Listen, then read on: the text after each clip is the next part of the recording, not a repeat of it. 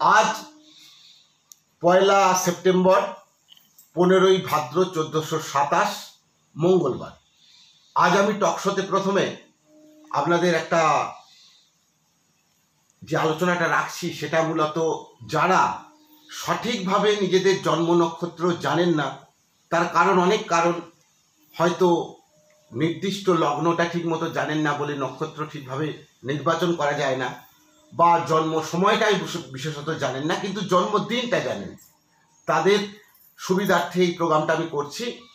অর্থাৎ কিছু ডেটের কথা আমি বলবো, এত তারিখ থেকে এত তারিখ পর্যন্ত ইংরাজি এই সময়ের মধ্যে জন্ম হলে এক একটা করে নক্ষত্র হয়, সেগুলো আমি বলবো। তাহলেই আপনারা নিজেদের জন্ম নক্ষত্র বুঝতে পারবেন।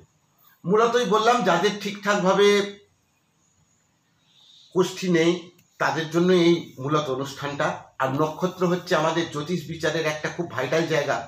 খনার মতে কিসের তিথি কিসের বার জন্ম নক্ষত্র করো সাত, অর্থাৎ রাশি লগ্ন ছাড়ুন, জন্ম নক্ষত্র যদি না ঠিকভাবে জানতে পারেন পুরো বিচারটাই ভুল হয়ে যায়। সেই জন্যই আজকের আলোচনা। ইংরাজি মাসের প্রতিটা ডেটই ইংরাজি মাস অনুযায়ী বলবো, সেইভাবে আপনারা পরপর নক্ষত্রগুলো বুঝতে পারবেন। আমাদের মূলত 27টা নক্ষত্র আছে, সেই 27টা নক্ষত্র আমি বলছি। যাদের ইংরাজি 13ই এপ্রিল থেকে 26শে এপ্রিলের মধ্যে জন্ম, তাদের জন্ম নক্ষত্র হবে অশ্বিনী নক্ষত্র। 27শে এপ্রিল থেকে 10ই মে ভরণী নক্ষত্র, 11ই মে থেকে 23শে মে কৃত্তিকা নক্ষত্র, 24শে মে থেকে 6ই জুন রোহিণী নক্ষত্র, 7ই জুন থেকে 20শে জুন মৃগশিরা নক্ষত্র, 21শে জুন থেকে 4 জুলাই আদ্রা নক্ষত্র, 5ই জুলাই থেকে 18ই জুলাই পুনর্বসু নক্ষত্র, 19শে জুলাই থেকে 1 আগস্ট পুষ্যা নক্ষত্র, 2রা আগস্ট থেকে 15ই আগস্ট অশ্লেষা নক্ষত্র, 16ই আগস্ট থেকে 29 আগস্ট মঘা নক্ষত্র, 30শে আগস্ট থেকে 12ই সেপ্টেম্বর পূর্ব ফাল্গুনী নক্ষত্র, 13ই সেপ্টেম্বর থেকে 25শে সেপ্টেম্বর উত্তর ফাল্গুনী নক্ষত্র, 26শে সেপ্টেম্বর থেকে 9ই অক্টোবর হস্তা নক্ষত্র, 10ই অক্টোবর থেকে 5ই নভেম্বর স্বাতি নক্ষত্র, 6ই নভেম্বর থেকে 18ই নভেম্বর বিশাখা নক্ষত্র, 19শে নভেম্বর থেকে 1 ডিসেম্বর অনুরাধা নক্ষত্র, 2রা ডিসেম্বর থেকে 14ই ডিসেম্বর জ্যেষ্ঠা নক্ষত্র, 15ই ডিসেম্বর থেকে 28শে ডিসেম্বর মূলা নক্ষত্র, 29শে ডিসেম্বর থেকে 10ই জানুয়ারি পূর্বাষাঢ়া নক্ষত্র, 11ই জানুয়ারি থেকে 23শে জানুয়ারি উত্তরাষাঢ়া নক্ষত্র, 24শে জানুয়ারি থেকে 5ই ফেব্রুয়ারি শ্রবণা নক্ষত্র, 6ই ফেব্রুয়ারি থেকে 18ই ফেব্রুয়ারি ধনিষ্ঠা নক্ষত্র, 19শে ফেব্রুয়ারি থেকে 3রা মার্চ শতভিষা নক্ষত্র, 4 মার্চ থেকে 17ই মার্চ পূর্ব ভাদ্রপদ নক্ষত্র, 18ই মার্চ থেকে 30শে মার্চ উত্তর ভাদ্রপদ নক্ষত্র এবং 31শে মার্চ থেকে 12ই এপ্রিল পর্যন্ত রেবতী নক্ষত্র। এই নক্ষত্রগুলো বললাম এবং 12ই এপ্রিলের পর থেকে আমি বলেছি যে নক্ষত্রগুলো হয়, সেই নক্ষত্রগুলো নিয়ে এই আলোচনা। তার মানে আপনারা যারা নিজেদের সঠিক জন্ম লগ্ন জানেন না কিন্তু ডেটটা জানেন, আপনারা নিজেরা আপনাদের কি জন্ম নক্ষত্র হতে পারে সেটা অচিরেই বুঝতে পারলেন। অর্থাৎ এই যে ডেটগুলো বলছিলাম এর মধ্যেকার সময়ে যাদের জন্ম তাদের সেই নক্ষত্র হবে। এই ছিল আলোচনা।